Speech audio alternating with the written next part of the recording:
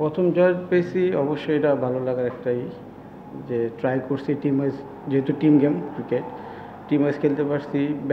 Batting যেমন আমাদের যে ফার্স্ট ওভারে উইকেট ফল করার পর ওসমান, তারপর আমাদের ক্লার্ক যেভাবে ব্যাটিং স্টার্ট করছে, আসলে একটা ভালো টোটাল স্কোর দিছে বিদায় আমরা এই ম্যাচটা উইন করতে পারছি।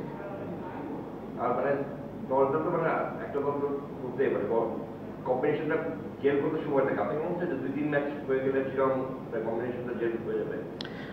অ্যাকচুয়ালি এখনও আবার যদি সত্যি কথা বলি যে হ্যাঁ, এখনও ফার্স্ট ম্যাচ হারার পর কিন্তু আমাদের সব টিমে এমনই মনে হয়, যেহেতু উইনিং মুভমেন্ট সবসময় টিমের জন্য বেটার একটা মুভমেন্ট ক্রিয়েট করে। সো আজকের ম্যাচ জেতার পর যেহেতু আমরা ম্যাচ জিতছি আজকে, সো নেক্সট ম্যাচ অবশ্যই এই ইউনিটিটা, তারপর টিম এফোর্ট যদি ঠিকঠাক থাকে, ইনশাল্লাহ জেলটাও ঠিক হয়ে যাবে।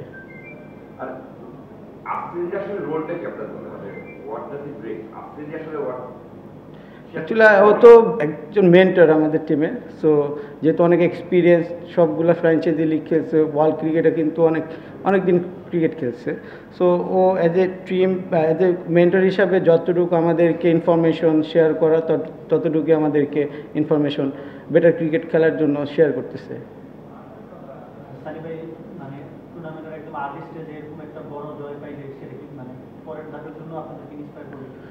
অফকোর্স এটা সবসময় যে উইনিং মোমেন্ট তো উইনিং মোমেন্টই।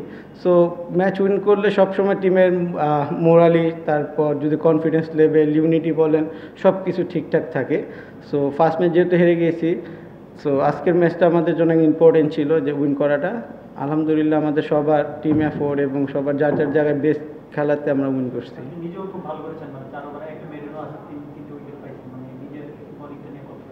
না, আলহামদুলিল্লাহ উপরওয়ালার কাছে যে আমি আমার যে প্ল্যান ছিল, প্ল্যান ওয়াইজ আমি বোলিং করতে পারছি, আমার টিমের জন্য আমি কন্ট্রিবিউশন করছি। সো এটার জন্য অফকোর্স যে আলহামদুলিল্লাহ উপরওয়ালার কাছে যে আমি আমার টিমের জন্য যতটুকু করার আমার সাইড থেকে আমার বেস্টটা, আমার মনে হয় যে আমি আমার বেস্টটা দিচ্ছি, এর জন্য হয়তো ভালো করতে পারছি।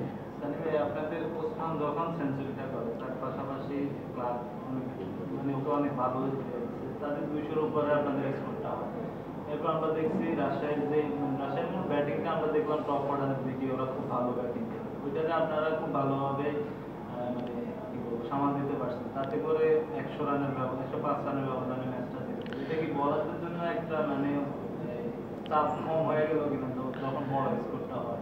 অফকোর্স বলারদের জন্য তো যখন বোর্ডে যখন বড় একটা বিগ স্কোর থাকে, আমাদের জন্য তো অফকোর্স এটা একটা যে একটু চাপটা কম থাকে। আর যেহেতু ওদের স্টার্টিং কিন্তু খুব ভালো করছে পাওয়ার প্লে, তার T20 গেম এই শর্টার ভার্সনে কিন্তু যে মেন খেলাটাই কিন্তু 6 ওভার উপর ডিপেন্ড করে।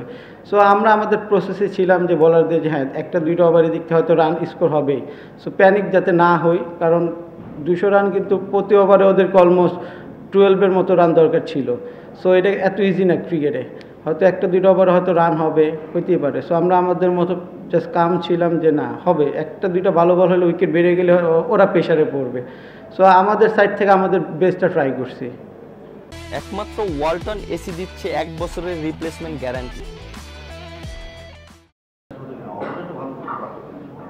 ওদের তো একটু ওয়েদার একটু তো এটা ছিলই, আমাদের কষ্ট হচ্ছিলো কারণ আমরা ইউজ টু না সত্যি বলতে এরকম ওয়েদারে খেলে। সো তারপরে অ্যাজ এ প্রফেশনাল ক্রিকেটার হিসাবে আমাদের তো খেলতেই হবে, যেহেতু এটাতে আমাদের কাজ। যতই ঠান্ডা লাগে তখন এই জিনিসগুলো আর কাজ করে না, তখন ফোকাসটা সবসময় অলওয়েজ বোলিংয়ের প্রতি, যার যার যে ডিপার্টমেন্ট সেটার প্রতি থাকে। যেটা বলছেন সানি ওয়েদার বলে মানে অপোনেন্টও ভালো করতে পারবে, ফ্ল্যাট লাইটেও মানে খেলা হচ্ছে দুপুরবেলা না, এরকমটা না। আমার মনে হয় যে ওয়েদারটা কিন্তু দুপুর থেকে এরকম ছিল, এমন হয়তো যে দুপুরে যদি একটু রোদ থাকতো তাহলে একরকম ছিল, রাতে ফগি হয়েছে যে বোলিংয়ের জন্য একটু ডিফিকাল্টি, ডিউ যদি পড়ে তখন বল গ্রিপ করা ডিফিকাল্ট হয়ে যায়। বাট শুরু থেকে কিন্তু এমনই ছিল, সারাদিন হোল্ডে এমনই ছিল। এটা ডিপেন্ড করে আপনার যে ডিউটা থাকলে একরকম হয়, ডিউটা না থাকলে আরেক রকম।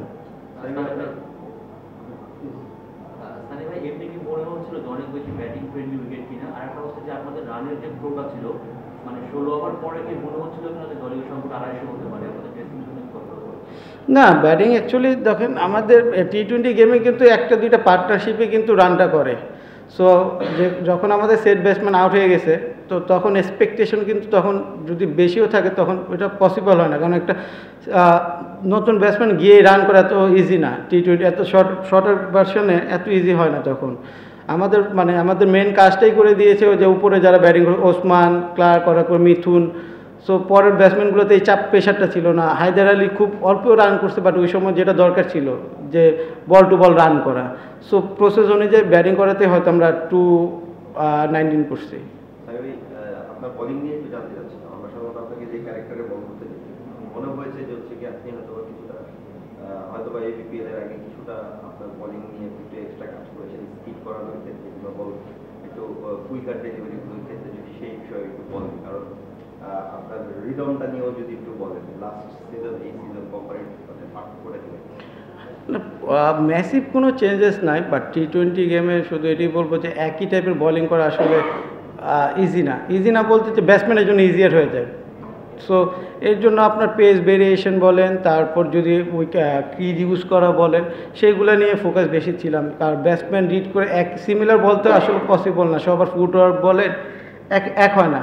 সো ট্রাই করছি যে যার উইক জোন যেটা বা যে খেলতে স্ট্রং জোনটাতে যাতে বোলিং না করতে পারে ওইটা নিয়ে কাজ করছি।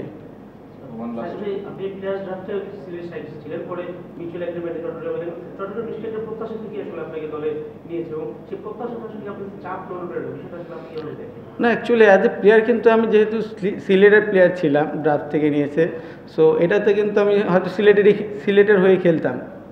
সো এটা নিয়ে আমার কোনো প্রেশার ছিল না, বিকজ এটা তো আমার কোনো অ্যাজ এ প্লেয়ার হিসেবে কোনো এখানে কোনো কাজ ছিল না, যেহেতু আমাদের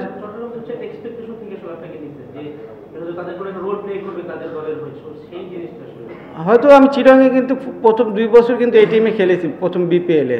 তো তাদের আমার কাছে হয়তো এক্সপেকটেশন অনেক বেশি ছিল, তাদের হয়তো ছিল, বাট আমার অ্যাজ এ প্লেয়ার আমার তো কাজ হবে সবসময় পারফর্ম করাই, যে টিমে খেলি না কেন আমার বেস্টটা দেওয়া।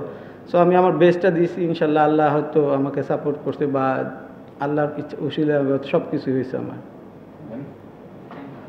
Thank you.